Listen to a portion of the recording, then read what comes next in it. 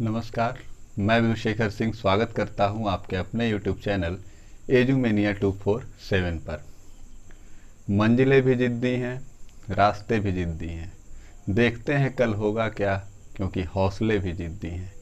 इसी motivational line के साथ शुरू करने जा रहा हूं आपका अगला सेशन, जिसमें आज हम लोग डिस्कशन करेंगे संविधान की प्रस्तावना के बारे में।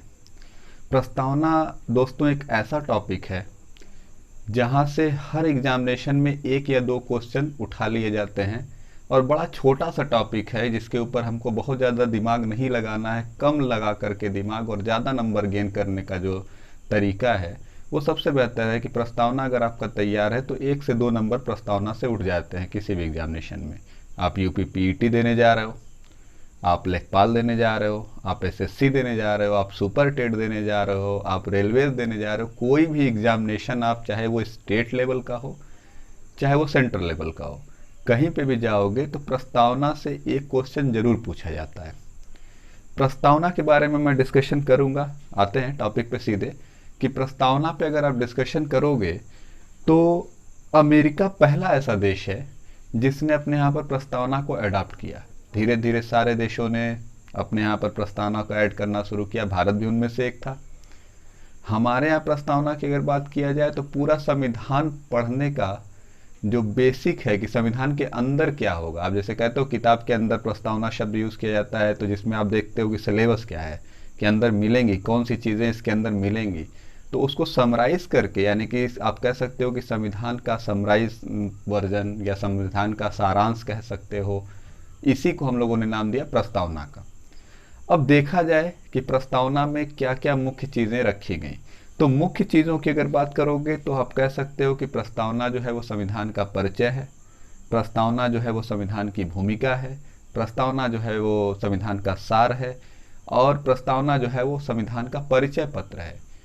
अब संविधान प्रस्तावना की बात किया जाए कि प्रस्तावना में है क्या, तो जब प्रस्तावना में आप आओगे तो एक शब्द शुरुआत जहाँ से होती है, हम भारत के लोग। हम भारत के लोग भारत को एक संपूर्ण प्रभुत्व संपन्न, समाजवादी, धर्मनिरपेक्ष, लोकतांत्रिक गणराज्य बनाने के लिए और इसके समस्त नागरिकों को सामाजिक, आर्थिक और राजनैतिक न्याय, विचार, अभिव्यक्ति, धर्म, विश्वास और उपासना की स्वतंत्रता, प्रतिष्ठा और अवसर की क्षमता प्राप्त कराने के लिए तथा व्यक्ति की गरिमा और राष्ट्र की एकता तथा अखंडता सुनिश्चित करने वाला, बंधुत्व बढ़ाने के लिए दृढ़ संकल्पित होकर अपनी इस संविधान सभा में आज 26 नवंबर 1949 को एतद द्वारा इस संविधान को अंगीकृत, अधिनियमित और आत्मार्पित करते हैं। ये पूरा का पूरा मैंने प्रस्तावना आपके सामने रख दिया कि प्रस्तावना में था क्या। स्टार्टिंग करते हैं कि इस प्रस्तावना में तत्व क्या क्या थे, यानी कौन कौन से सब्सटेंसेस इस पूरे पैराग्राफ में हमको मिल गए, एक इतनी बड़ी लाइन में हमको क्या क्या चीज़ें मिल गई। तो प्रस्तावना के तत्व के बारे में जब आप पढ़ोगे तो प्रस्तावना का जो तत्व है, या आप कह सकते हो कि सब्सटेंसेस जो हैं हमारे प्रिमेबल के, उसके अंदर क्या क्या चीज़ें हैं, तो उसके अंदर 3-4 चीज़ें आपको काम की मिल जाएंगी। पहली चीज़ आपको मिल जाएगी अधिकार का स्रोत। अधिकार का स्रोत यानी यहां पर हम बात कर रहे हैं पावर, सोर्स ऑफ पावर की, कि अधिकार का स्रोत क्या है, यानी हमारा जो संविधान बनाया जा रहा है उसमें अधिकार का स्रोत क्या है, पहली चीज।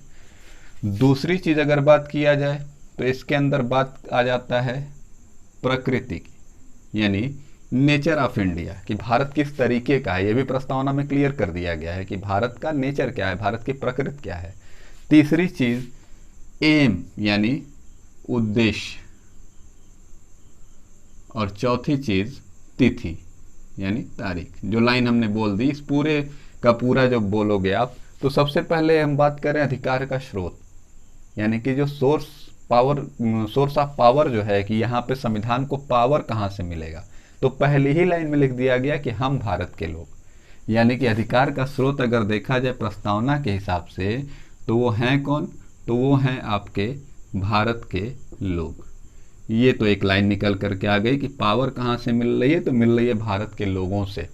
यानी कि संविधान को जीवित रखने की क्षमता किसकी है या इसको मानने के लिए कौन से लोग उपलब्ध होंगे, तो वो होंगे भारत के लोग। दूसरी चीज क्या कही, प्रकृत। तो प्रकृत शब्द तो जो संविधान में पूरा पूरा नाम आया, सबसे पहला नाम क्या आया, प्रकृत की बात बता देता है।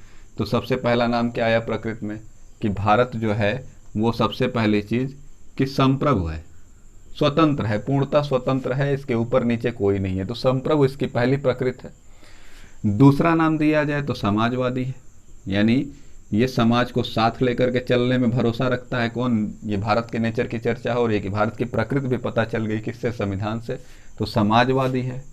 तीसरी चीज निकल करके आ गई कि धर्मनिरपेक्ष है, यानी ये पूरे तरीके से किसी भी धर्म का ना तो विशेष आदर करता है ना तो किसी भी धर्म को छोड़ता है, यानी सभी धर्मों को समान व्यवस्था यहाँ पर दी गई है, व्यक्तियों द्वारा भी और सरकार द्वारा भी, तो धर्मनिरपेक्ष। अगला नाम आया आपका लोकतंत्रात्मक, यानी कि पूरा यहाँ पर लोगों के द्वारा सब कुछ यहाँ पे लोकतंत्र है, यानी कि जनता का शासन है, जनता द्वारा किया गया काम है यहाँ पर। लोकतंत्रात्मक या लोकतांत्रिक या गणनात्मक, ये कुछ भी यहाँ पर लिख सकते हैं।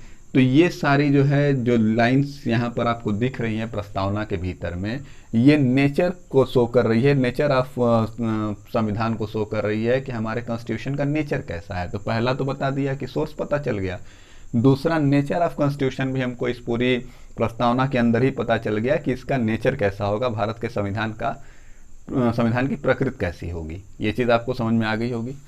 उद्देश्य की अगर बात किया जाए तो संविधान का उद्देश्य क्या है, तो अगर आप उद्देश्य पे आओगे तो उद्देश्य भी यहीं पर छिपा हुआ है कि जब आप उद्देश्य की बात करते हो तो पहला नाम तो आता है कि भारत में न्याय की बात होगी, चाहे वो न्याय सामाजिक हो, चाहे वो न्याय आर्थिक हो, चाहे वो राजनीतिक हो, हर तरीके की न्याय की बात होगी। हमने लाइन में बोला भी था कि सामाजिक, आर्थिक और राजनीतिक न्याय, यानी कि न्याय पर यहाँ चर्चा होगी, यहाँ पे जस्टिस पर बात होगी। इसका उद्देश्य यही है कि किसी के साथ भी अन्याय ना हो, सबके साथ न्याय हो, चाहे वो किसी भी बिरादरी से आता हो, किसी भी जेंडर से आता हो, किसी भी क्षेत्र से आता हो, किसी भी तरीके की विषमता न्याय देते समय उसके साथ बरती नहीं जाएगी। सामाजिक, आर्थिक और राजनीतिक न्याय उसको प्रदान किया जाएगा।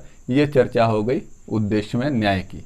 दूसरी जब आप बात करते हो तो बात आती है स्वतंत्रता की, कि एक सीमा के भीतर भारत के हर नागरिक को विशेष स्वतंत्रता प्रदान की जाएगी और वो स्वतंत्रता भारत की अखंडता को डिस्टर्ब करने वाली न हो, यानी आपको किसी भी तरीके की स्वतंत्रता की आवश्यकता है तो भारत के संविधान में वो स्वतंत्रता भारत का नागरिक होने के नाते आपको प्रदान की जाती है। लेकिन उस स्वतंत्रता का दुरुपयोग करते हुए आप भारत की अखंडता और एकता को डिस्टर्ब नहीं कर सकते या उसको आप परेशान नहीं कर सकते। ये स्वतंत्रता का यहाँ पर डेफिनेशन है। तीसरी चीज़ आई आपकी समता। समता भी एक तरीके से आपकी बराबरी के अवसर प्रदान कर रही है कि आप किसी भी धर्म से आते हो, किसी भी जाति से आते हो, किसी भी क्षेत्र से आते हो, किसी भी जेंडर से आते हो, आपको हर परिस्थिति में हर जगह पर समता का बोध हो। ये भी हमारे संविधान का उद्देश्य है। और चौथी चीज़ बंधुत्व। बंधुत्व शब्द से ही हमारी एकता और अखंडता की चर्चा हुई कि बंधुत्व शब्द जो है वो एकता और अखंडता को रिप्रेजेंट कर रहा है। और चौथी चीज़ जो अंतिम लाइन में लिखी गई कि आज दिनांक 26 नवंबर 1949 को हम क्या कर रहे हैं, तो इसको हम अडॉप्ट कर रहे हैं, अंगीकृत कर रहे हैं, अधिनियमित कर रहे हैं, आत्मसात कर रहे हैं, आत्मार्पित कर रहे हैं। ये शब्द जो चीज़ें लिखी गई वो तिथि को रिप्रेजेंट कर रही है। तो कभी भी आपसे पूछा जाएगा कि संविधान के तत्व कौन कौन से हैं, तो मुख्य तत्व यही है कि यहाँ से हमको सोर्स ऑफ पावर मिल जा रहा है कि सोर्स कौन है, पावर का सोर्स कौन है, तो भारत के लोग हैं। पहली लाइन है कि हम भारत के लोग। प्रकृति क्या, नेचर कैसी है, भारत का नेचर कैसा है, भारत की प्रकृति कैसी है, अगर ये पूछा जाएगा तो संप्रभु है, समाजवाद है, धर्मनिरपेक्ष है, लोकतंत्रात्मक है। ये यहाँ की स्थिति बनती है किसकी, नेचर ऑफ इंडियन कॉन्स्टिट्यूशन की।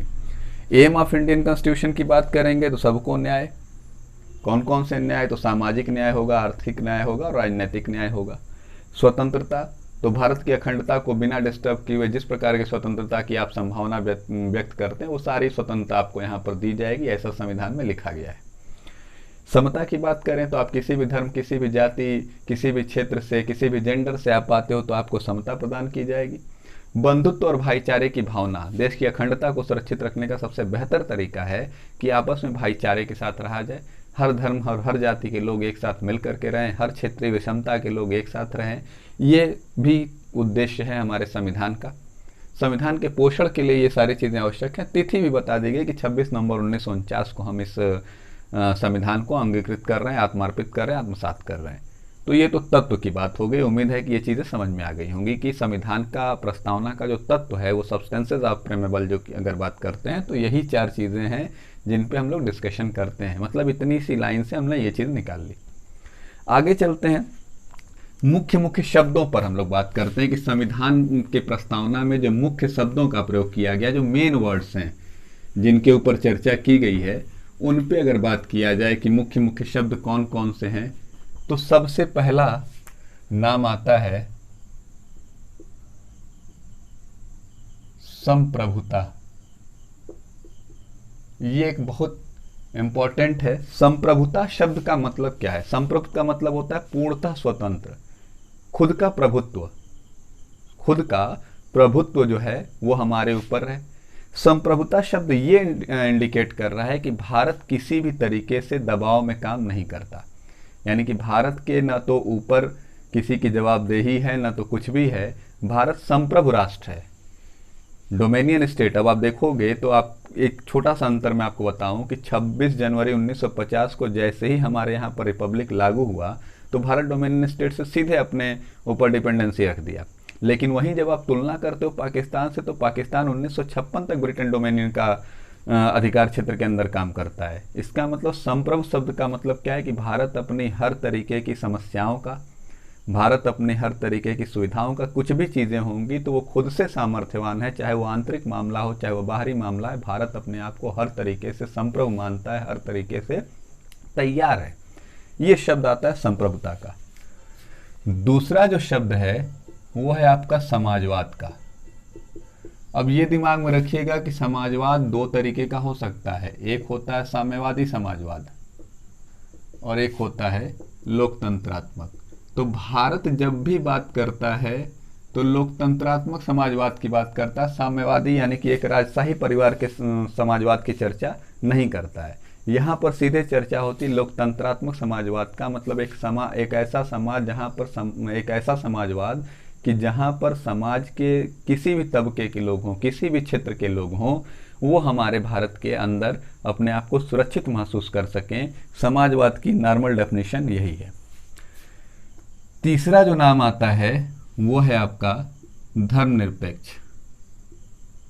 धर्मनिरपेक्ष धर्मनिरपेक्ष शब्द अगर यूज किया जाता है तो इसका सीधा सा मतलब है कि भारत में हर जो धर्म है वो सारे धर्म एक समान है। मतलब किसी भी धर्म को ऐसा नहीं है कि अगर हिंदू बहुसंख्यक हैं तो उनको विशेष अधिकार दिए जाएं या विशेष उनको सुविधाएं दी जाएं और किसी अन्य धर्म को कम दी जाएं।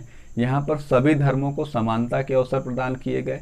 और यही नहीं कि केवल जनता द्वारा, सरकार द्वारा समर्थित धर्मनिरपेक्षता की बात की गई कि सरकार जो है वो किसी भी तरीके से धर्मनिरपेक्ष रहे, हमेशा धर्मनिरपेक्ष रहे। किसी भी धर्म का विशेष आदर या किसी भी धर्म को विशेष प्रलोभन या किसी भी धर्म को विशेष सम्मान देने का, सारे धर्मों को बराबर सम्मान दिया जाए, किसी भी धर्म का अनादर न हो, सभी धर्मों का समान आदर हो। इसी बात को रखा गया धर्मनिरपेक्षता में। अगला नाम आया चौथा, जो बड़ा शब्द है वो है आपका लोकतांत्रिक। लोकतांत्रिक, अब लोकतांत्रिक में भी जब आप पाओगे तो फिर से नाम आएगा 2। एक राजशाही लोकतंत्र होता है और एक आपका लोकतंत्रात्मक यानी कि जनता द्वारा चुना गया। जैसे जब ब्रिटेन के बारे में बात करोगे तो वहाँ पर पितृसत्तात्मक व्यवस्था है कि वहाँ पर राजा का बेटा राजा बनेगा। ये ब्रिटेन की राजशाही परंपरा चली आई है कि जो अगला होगा वो राजकुमार हम पहले से बोलना शुरू कर देते हैं। लेकिन हमारे यहाँ पर कहीं से उठा करके किसी को भी वयस्क मताधिकार के जरिए और ले जा करके हम अपने प्रमुख पद राष्ट्रपति तक उठा करके रख सकते हैं। प्रत्यक्ष और अप्रत्यक्ष मतदान का हमारे पास है तरीका, लेकिन हम चाहे प्रत्यक्ष मतदान हो चाहे अप्रत्यक्ष मतदान हो, हर तरीके से उसके अंदर जनता ही पावरफुल है। यानी कि द मोस्ट पावरफुल कौन है? तो मोस्ट पावरफुल आपकी जनता है। इसी को नाम दिया गया लोकतांत्रिक का। सेम उसी तरीके से नाम दिया गया गणतंत्र, रिपब्लिक, यानी कि सब कुछ जो है वो जनता के हाथ में है, इसलिए यहाँ पर गणतंत्र जोड़ा गया।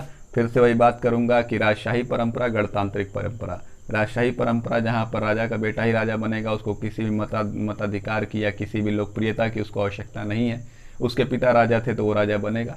लेकिन जब गणतंत्र शब्द बोलेंगे तो वहाँ पर जनता की सेवा करने वाले को ही जनता चुन करके ऊपर तक भेजती है, वयस्क मताधिकार का प्रयोग करती है। इसी शब्द को हम लोगों ने नाम दिया गणतंत्र का। अगली चीज जो जोड़ी गई उसके बारे में अगर बात करें तो ये है आपका न्याय। न्याय में हमने कहा कि 3 तरीके के न्याय की चर्चा हुई। एक चर्चा हुई आपकी सामाजिक न्याय की, एक चर्चा हुई आपकी आर्थिक न्याय की, और एक चर्चा हुई आपकी राजनैतिक न्याय की। यानी किसी भी तरीके के न्याय में आपकी कमी नहीं होना चाहिए। जो संविधान के प्रस्तावना के उद्देश्य में मैंने डिस्कशन किया कि ये उद्देश्य हमारा है कि सामाजिक रूप से, यानी कि समाज में किसी भी वर्ग में जाकर के आप बड़े आराम से बैठ सकते हैं। आर्थिक का मतलब क्या है कि आप आर्थिक रूप से भी किसी तरीके से इनजस्टिस आपके साथ ना हो, हमेशा आपके साथ आपका फायदा हो। राजनीतिक का मतलब है कि आप किसी भी राजनीतिक अधिकार का प्रयोग कभी भी कर सकते हैं और इसके लिए आप पूरे तरीके से आपको न्याय दिया जाएगा। इसकी चर्चा हुई। अगला जो नाम आया वो था आपका स्वतंत्रता। स्वतंत्रता शब्द का मतलब यहाँ पर अधिकार। अब स्वतंत्रता शब्द की अगर आप बात करते हो तो हमारे यहाँ पर तमाम तरीके की स्वतंत्रताओं की बात हुई, धार्मिक स्वतंत्रता का अधिकार या इस तरीके की चीज़ों पर चर्चा हुई। तो वो स्वतंत्रता हमने बता दिया कि स्वतंत्रता, समता, बंधुत्व, इन तीनों को उठा लिया गया कि स्वतंत्रता का मतलब क्या है। अब जैसे न्याय शब्द जब आप देखें कि सामाजिक, आर्थिक और राजनीतिक न्याय, तो इसको हम लोगों ने अडॉप्ट किया कहाँ से? तो इसको हम लोगों ने अडॉप्ट किया 1917 की रूसी क्रांति से। वहाँ पे इसकी चर्चा हुई। वहाँ से हमको लगा कि हमारे देश में भी इस तरीके का न्याय होना चाहिए कि किसी का भी न्याय जो है वो सामाजिक, आर्थिक और राजनीतिक रूप से कमज़ोर नहीं पड़ना चाहिए। सेम उसी तरीके से स्वतंत्रता शब्द की जब बात हुई तो स्वतंत्रता में हमारा समता आ जाएगा, स्वतंत्रता में हमारा बंधुत्व आ जाएगा। ये हम लोगों ने ले लिया कि समता का मतलब कि सबको समान अवसर प्रदान किया जाए, बंधुत्व यानी कि सबके साथ भाईचारे की भावना रखी जाए। ये हमने उठाई कहाँ से? ये हम लोगों को मिला फ्रांस क्रांति से, कि फ्रांस की क्रांति जो आपने पढ़ी होगी 1789 से शुरू होती और 1799 तक चली थी। उसी क्रांति से हमको ये शब्द मिले कि हमको स्वतंत्रता का अधिकार भी होना चाहिए, समता और बंधुत्व तो उसके अंदर ही जुड़े। यानी कि ये तीनों जो हैं, मैंने एक ही साथ में लिख दिया कि स्वतंत्रता जो है वो समता और बंधुत्व के ही हिसाब से जुड़ेंगे। समता का मतलब क्या है कि हर व्यक्ति को समान अवसर प्रदान किए जाए, कि कोई भी व्यक्ति हो उसके साथ भेदभाव ना हो, उसको समान अवसर प्रदान किए जाए। समता का यही मतलब हुआ। बंधुत्व का मतलब कि भाईचारे की भावना। भाईचारे की भावना का मतलब कि व्यक्ति का सम्मान, लेकिन यहाँ पे ध्यान देना है कि व्यक्ति का सम्मान देखते हुए देश की अखंडता पर उसका कोई नेगेटिव इम्पैक्ट न पड़े। तो ये तो हमारे मुख्य शब्द हो गए जो हमारी प्रस्तावना में प्रयोग किए गए हैं, जो हमारी प्रस्तावना के अंदर डाले गए। उम्मीद है कि प्रस्तावना के बेसिक कॉन्सेप्ट आपको बड़ा इजीली समझ में आ रहा होगा। अगर समझ में आ रहा होगा तो ज़्यादा से ज़्यादा शेयर करिएगा, लाइक करिएगा, सब्सक्राइब करिएगा। ये एक ऐसा चैनल आपके सामने मैं लेकर के आया हूँ कि यहाँ पर केवल और केवल काम की बात होगी। जहाँ से क्वेश्चंस बनते हैं, आप पेपर उठा करके देख लीजिएगा कि जहाँ से क्वेश्चंस बनते हैं उन्हीं चीज़ों पर ज़्यादा फोकस करना है। फालतू चीज़ों पर डिस्कशन नहीं करना है, उन्हीं चीज़ों पर डिस्कशन करना है जहाँ से क्वेश्चंस बनते हैं। हमारा मेन टारगेट है कि आप सफलता प्राप्त करें। अगर आप सफल हो जाते हो मेरी वजह से या कोई भी बहाने से, तो इसका सीधा सा मतलब है कि मेरी पूरी की पूरी मेहनत जो है वो आपके सामने आ गई, मेहनत का फल मिल जाता है। तो हम लोग उसी लिए काम करते हैं। तो ये पूरा का पूरा आप देखोगे कि ये मुख्य शब्द हैं जो यहाँ पर उठाए गए हैं हमारी प्रस्तावना से। दूसरी चीज़ जब आप चर्चा करते हो कि प्रस्तावना के अंदर आप देखोगे कि कुछ चर्चा भी हुआ, कुछ मामलों की चर्चा हुई, कब कब हुई, कैसे कैसे हुई, उसके ऊपर बात करते हैं। जैसे एक चर्चा उठी कि क्या प्रस्तावना संविधान का भाग है, क्या प्रस्तावना में संशोधन संभव है। तो आपको पता होगा कि प्रस्तावना में एक संशोधन हुआ था। प्रस्तावना में एक संशोधन हुआ था, 42वां संशोधन उसको कहा जाता है, संविधान संशोधन अधिनियम 42वां संशोधन ये हुआ था संविधान संशोधन अधिनियम 1976 के अंदर। संविधान संशोधन अधिनियम 1976 के अंदर इसकी चर्चा हुई थी और 3 शब्द इसके अंदर जुड़े थे। 3 शब्द इसके अंदर जुड़े थे। कौन कौन से? तो एक जुड़ा था समाजवाद, एक जुड़ा था धर्मनिरपेक्ष और एक जुड़ा था अखंडता। ये 3 शब्दों को प्रस्तावना के अंदर जोड़ा गया। कौन कौन से 3 शब्द थे? तो समाजवाद, धर्मनिरपेक्ष और अखंडता, इन 3 चीज़ों को जोड़ा गया था। इस पर चर्चा हो चुकी है कि समाजवाद का क्या अर्थ है, धर्मनिरपेक्षता का क्या अर्थ है और अखंडता का क्या अर्थ है। धर्मनिरपेक्षता जोड़ा गया था। तो ये 3 चीज़ें आपकी जोड़ी गई थी 42वें संविधान संशोधन के अंदर, संविधान संशोधन अधिनियम 1976 में। यानी कि केवल अब तक का एकमात्र, अगर आपसे कहा जाएगा कि अब तक का एकमात्र संशोधन अगर है तो केवल और केवल यही है 1976 में 42वां संविधान संशोधन, जिसके अंदर 3 शब्द जोड़े गए थे, समाजवाद, धर्मनिरपेक्षता और अखंडता। तो ये चीज़ हो गई आपकी बेसिक।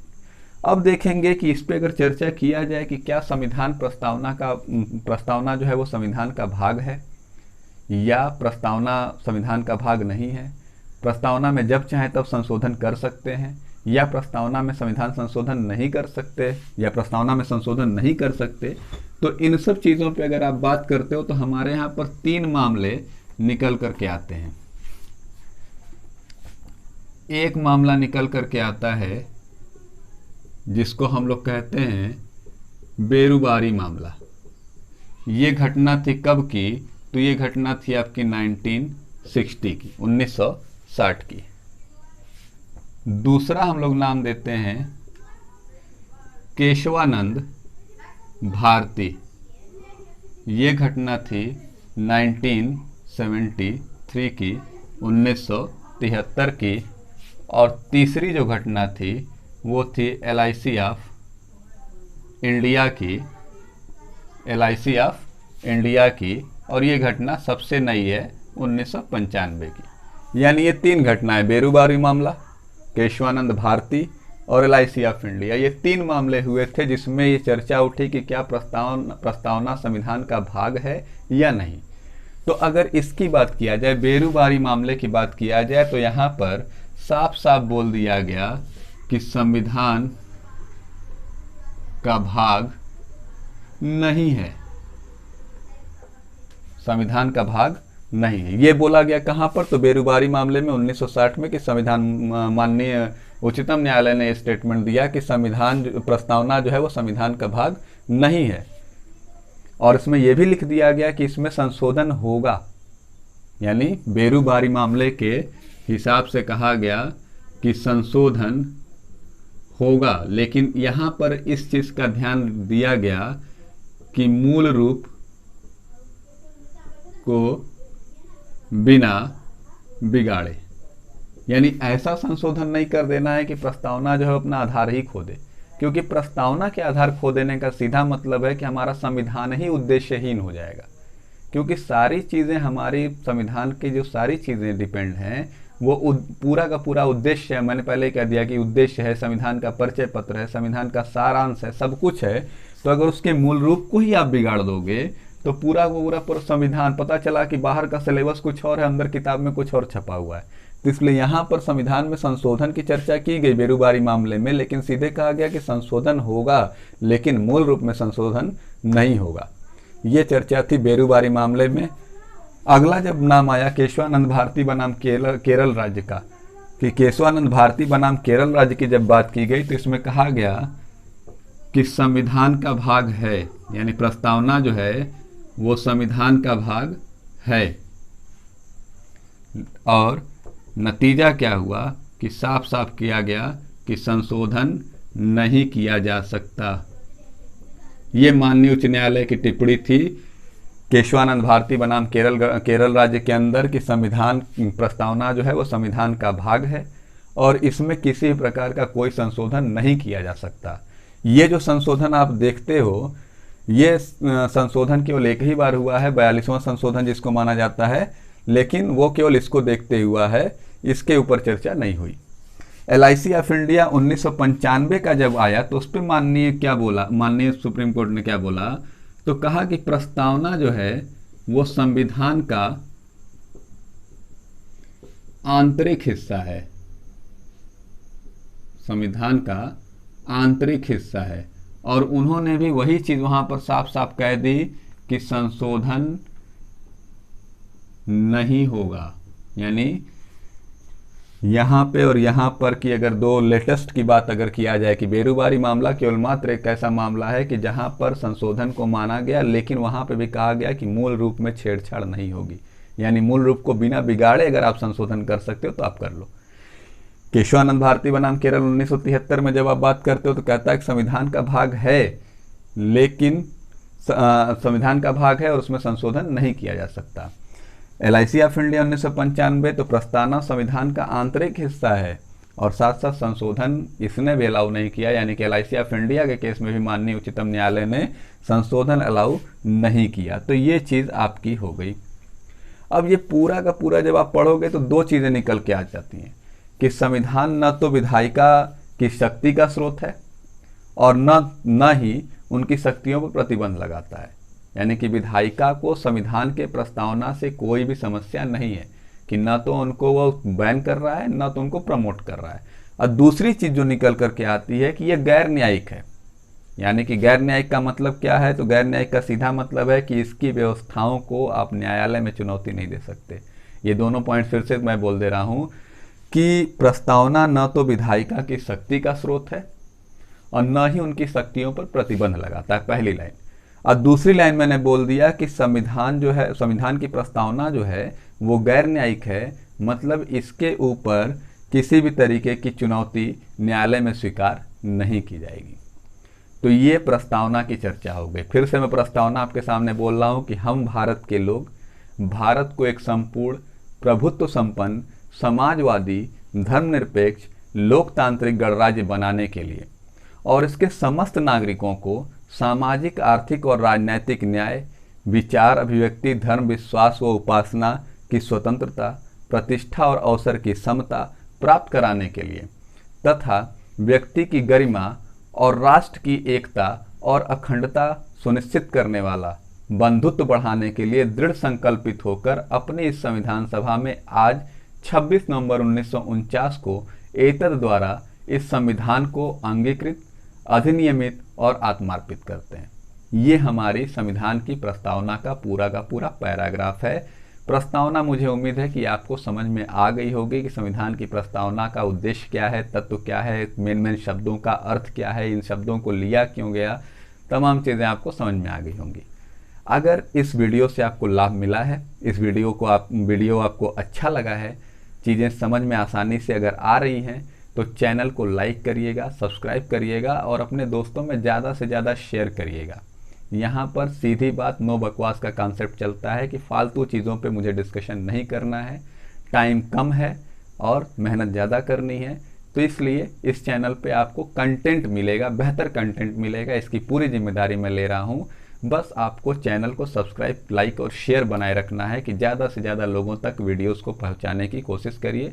मिलेंगे अगले सेशन में, तब तक के लिए जय हिंद, जय भारत।